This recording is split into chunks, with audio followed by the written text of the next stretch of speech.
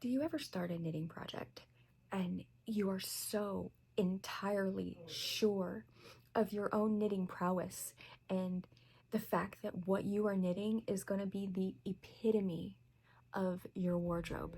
Like, it is going to be fantastic. There's not even a question. It's exactly what your wardrobe needed.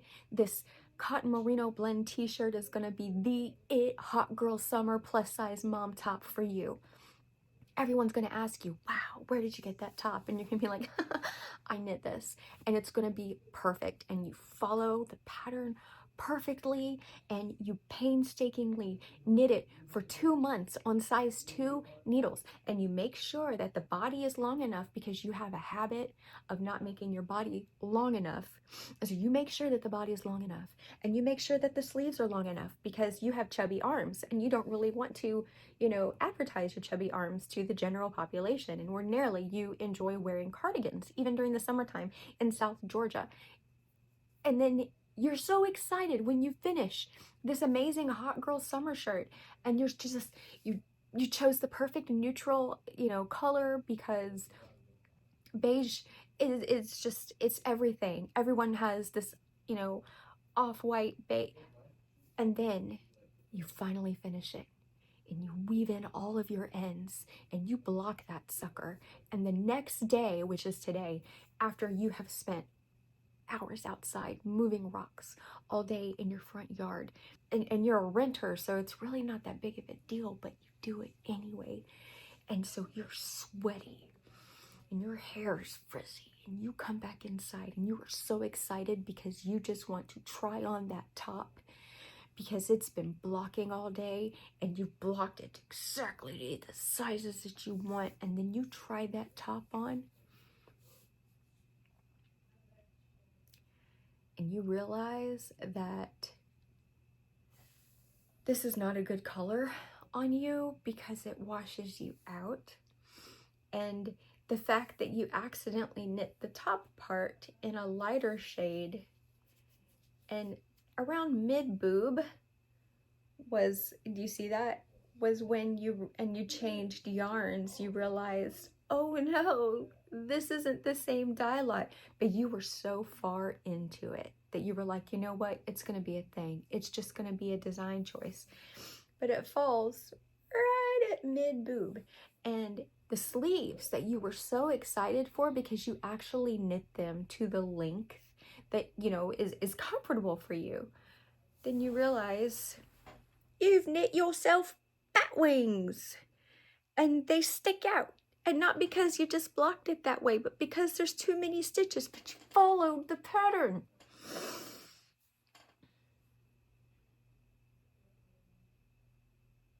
Does this ever happen to you? Because this happened to me today, and it ticked me off enough that I wanted to make a video about it, to complain and to commiserate. And now that I have complained, and hopefully you can commiserate, I am going to tell you what I'm going to do about it. Welcome to my channel. I do videos about whatever the hell I want to do. It could be knitting, it could be fountain pens, it could be journaling with mental health issues. It could be whatever I want to do. And that's what I do here. So if you like that kind of thing, please feel free to like this video and subscribe so you can stick around and see what else I come up with. It's been a while since my last video. In that time, I've been doing a lot of knitting. I've knit a lot of stuff. I've knit 3 Sophie scarves, another scarf for spring summer, 2 pairs of socks, a vest, and this.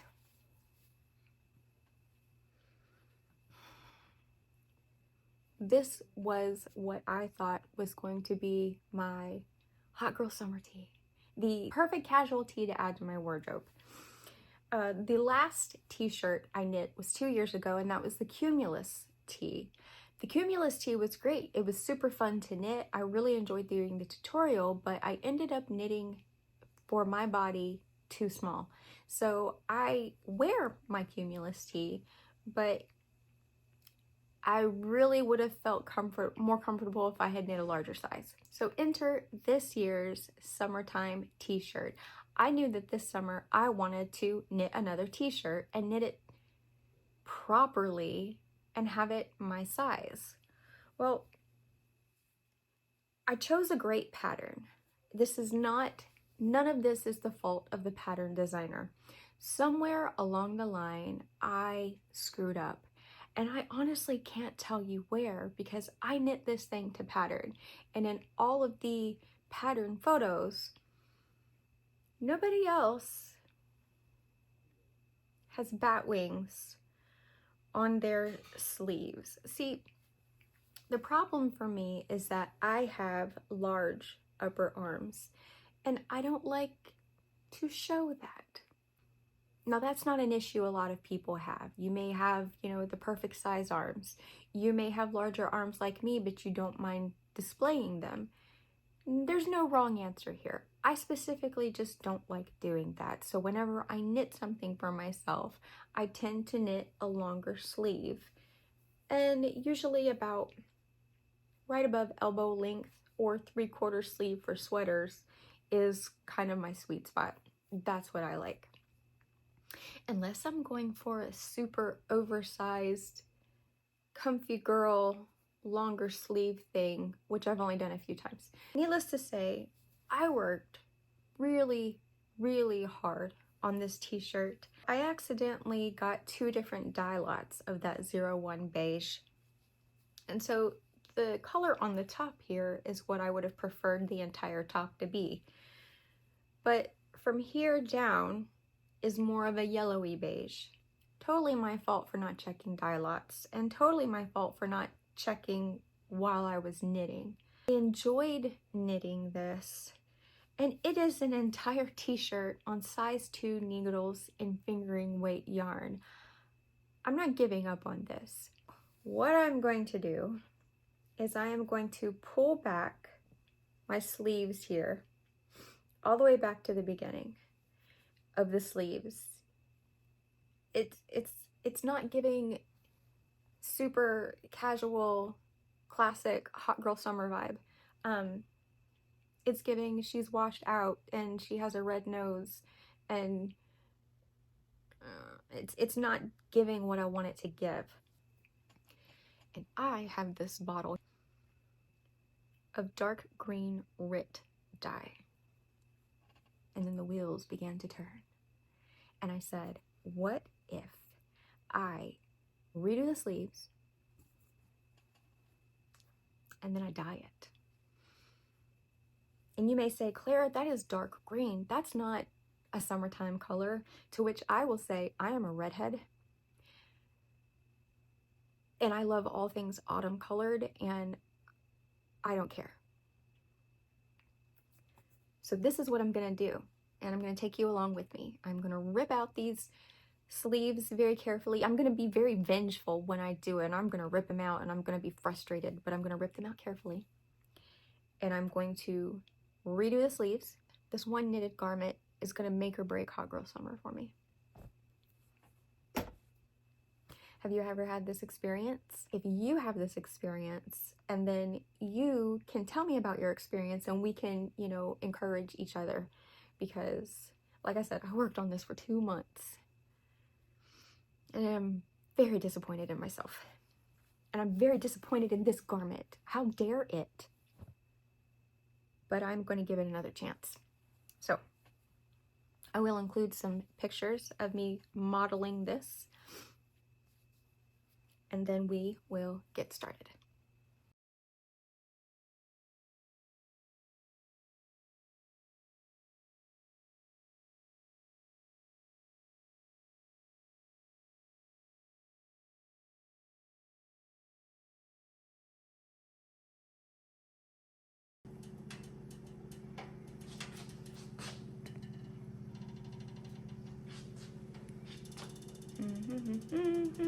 Doing some science. Got vinegar, salt, RIT dye, glasses, gloves, and my garment. So it says on here in that little bitty writing that I need a cup, because I'm dyeing a garment that half cotton, half merino. Then I need a cup of salt and a cup of vinegar. And look at these, my little nose bridge pads. Those are so ugly, but without them, my glasses fall. I have new ones coming, but this was all they had at Walmart right now. So anyway, so I am gonna do science. And I am gonna dye my shirt. And it will either be a complete success or a complete failure. But either way, I'm gonna record some of it so you can follow along with me. So firstly, I'm just gonna get it soaking wet. I'm really digging this glasses.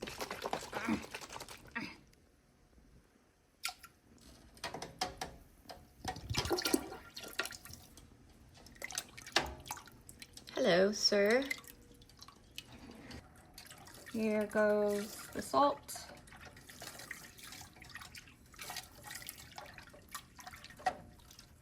And here we go. And now, and here goes the vinegar. I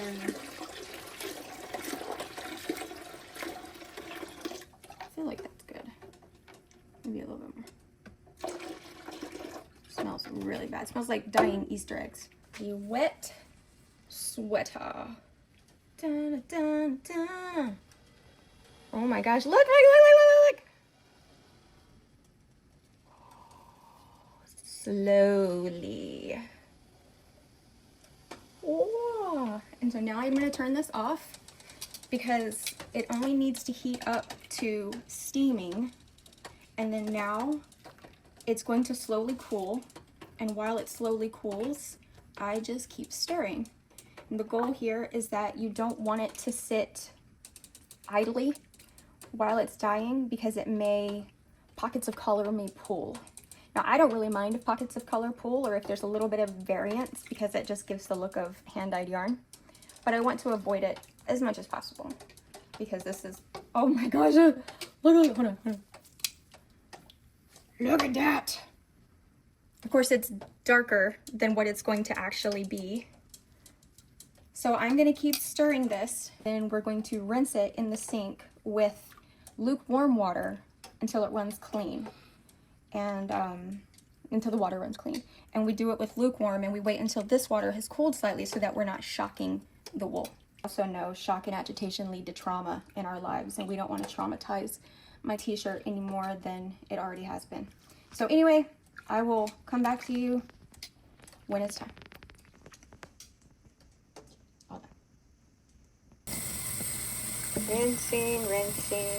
And after 20 years of rinsing, like working my biceps hard rinsing, after like 35, maybe 40 minutes of rinsing and wringing and rinsing and wringing, it is running, I think, the clearest it's going to possibly run. And so I have laid it out flat. It looks like it's got some wrinkles in it already, though. But I think after it dries, if it's still like that, then I'll just steam it. So we'll see what it looks like when it's dry.